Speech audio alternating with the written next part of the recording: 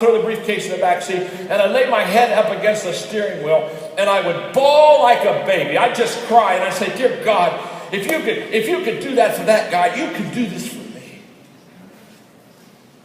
And those two guys told the other 8. And within 3 years, I'd seen all 10. And the $100 investments I did, that hurt. That hurt. $100 investment, and you only got 4,800. You got 4,700 of them left. But listen to me very carefully. Greatest investment I ever made. Greatest investment. Can I tell you something? Listen to me very carefully. Listen to me very carefully. My name is John, and I am your friend. Listen to me. If your dream is going to come true, you're going to have to own it. And can I tell you something? You need to step up to the bar, and you need to put some money down, and some time down, and commitment down, and sacrifice down. You need... Listen. Quit looking for somebody to sponsor your success. I am sick and tired of people saying, "I want to be successful. Will you help me?" Help yourself.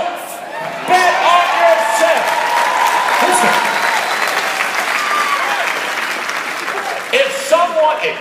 Why should I bet on you if you're unwilling first to bet on yourself? Listen, if you want your dream, you will make sure you get it. And you will do anything possible to do it. And you'll come up and you'll say, "I am going to buy this. It is mine. I want it. It's not for my brother. It's not for my sister. It's not for my mom. It's not for Abbott. It is for me. I want my dream." You gotta own it. You gotta own that dream. And if you don't own it, you ain't getting it. You will give up that rental dream. You'll leave it in some parking lot, and you'll walk away and you'll say, "Why am I not successful in my life? And why have I not reached my dream?" And it's going to be absolutely very simple. You were unwilling to bet on yourself. And if you are unwilling to bet on yourself, may I ask you a question? Why should anyone else ever bet on you if you don't bet on yourself first? Own your dream. What I would do here, more than anything else, at this convention, I would make sure by the time I leave this conference that the dream you have and the dream that you have in this company, I would make sure that it's your. Can I tell you something? When you own your dream, guess what? I can always tell somebody owns their dream, because when you own your dream, you don't make excuses. Oh, no. When you own your dream, you quit ifing and butting. Well, if this would have happened, but if they would have done that, if ifs and buts were candies and nuts, we'd all have a Merry Christmas. Cut your ifing out. Cut your button out. When you own your dream, you don't have any more excuses there. It is your dream, and you can hardly wait to make it a reality. It's your dream. It's my dream. When it's your dream, everything changes. Ownership question: is my dream really my dream? That's number one. Are you ready for number 2? Yeah.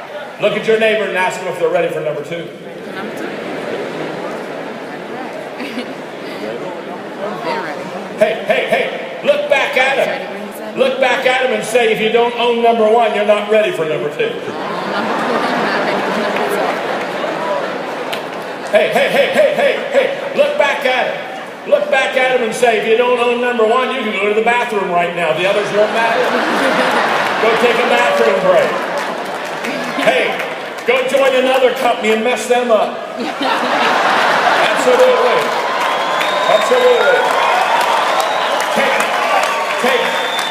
Take your little uncommitted self and go somewhere else and do your uncommitted thing with someone else, and you'll find you're still not any good there, because where you are is where you are, and you ain't going anywhere else until you determine that you're going to buy that dream. It's got to be yours. And if it's yours, you aren't going to get talked out of it either. That's right. Oh no. When you go home and people say, what?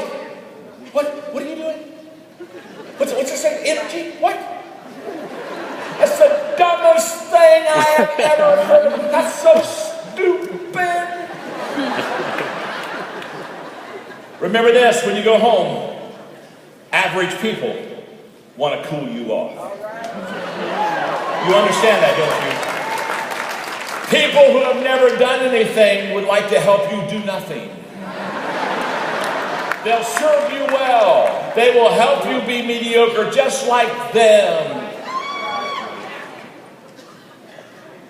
I had a friend up in Maryland who got crabs. I started saying went crab hunting, but I don't think they. I don't think they like to shoot those suckers. But he got crabs. That's what he did. And he told me one time, John, he said, all you need is 2 crabs in a basket. You don't even need a lid. I said, what do you mean you don't need a lid? He said, if you've got 2 crabs in a basket, if one crab starts to crawl out, the other one will grab up there and take his open and it'll pull them out. He says, crabs don't let crabs get out. I thought, dear God, I know a bunch of people just like that, don't you? And when you go back, they're going to try to grab and pull and bring you back down to average and mediocre, because that's their comfort world. But if you own your dream, if you own it, not if someone else owns it, if you own your dream, you will not give it up as quick.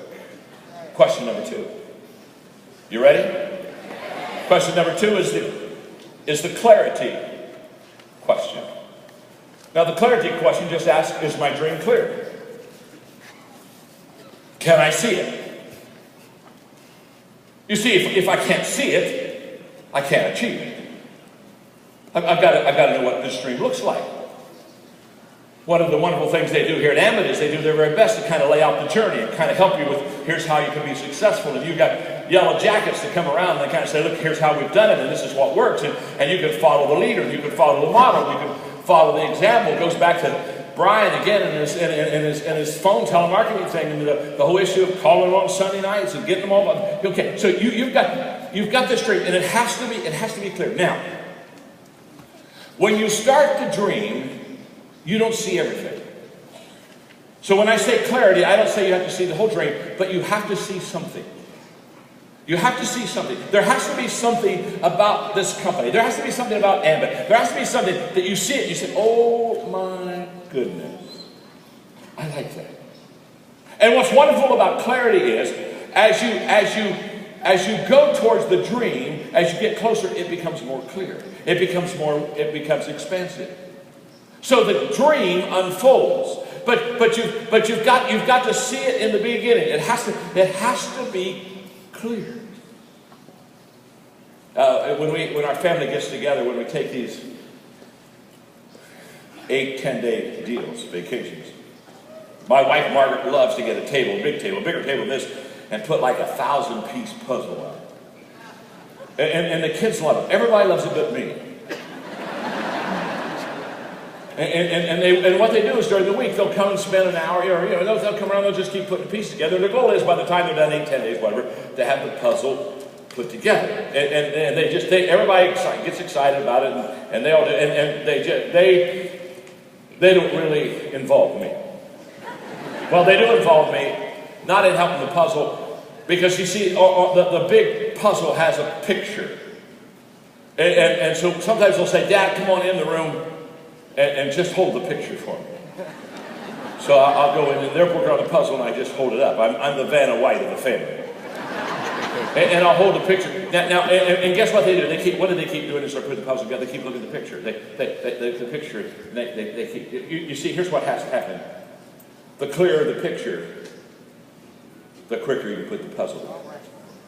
If you don't know what it looks like, it becomes a very hard thing. And that's the way it is with the dream. As the dream becomes clear, the easier it is to fit the pieces.